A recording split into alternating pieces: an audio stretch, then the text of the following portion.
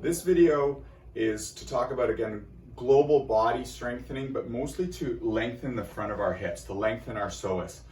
We tend, again, with all the sitting, especially through COVID, we're getting tight through here. So we want to start to open these up.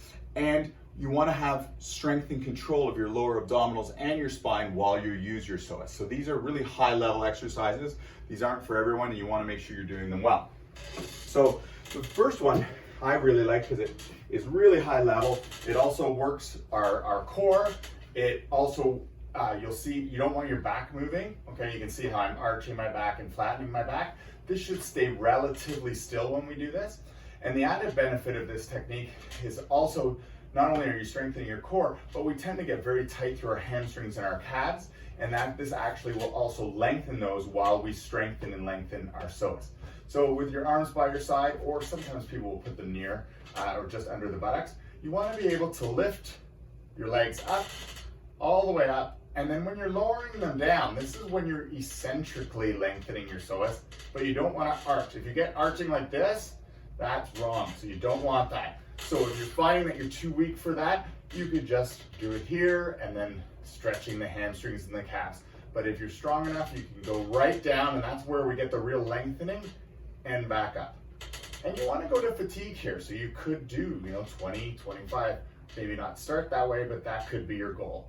So this is what it looks like with your breathing, belly drawn in, letting that go down. And again, you don't want that arching. That's wrong. You want to be able to control that. So that's a really high level exercise. Another one, you'll probably see it a lot in yoga, is we don't always, and sometimes you even miss it if you do yoga. I'm not a yogi, but going from downward dog to upward dog. And we think of, well, that's just a stretch, but it actually will really, I'll do it on the bench, which is a little bit easier to see. But basically, what you want is when you come into this upward dog position, you're really lengthening your psoas. And this is actually a lot of the rehab that I do has related to baby positions. And you'll see your little babies doing the same thing. They'll start to push up. And in the early stages, they'll be in this position, they'll have their contact on their belly button, then they go to their pubes, then they go to their thighs, and then eventually they come all the way up. So again, this is quite high level, but where we really use our psoas is when we contract that into downward dog. So when we come into this position and we start lifting, this is contracting our lower core and our psoas. And you can come back into upward dog, and again, this stretches that posterior chain, so your calves, your ankles, your hamstrings, your back, and then traveling back down into that lengthened position. So now we're using it eccentrically.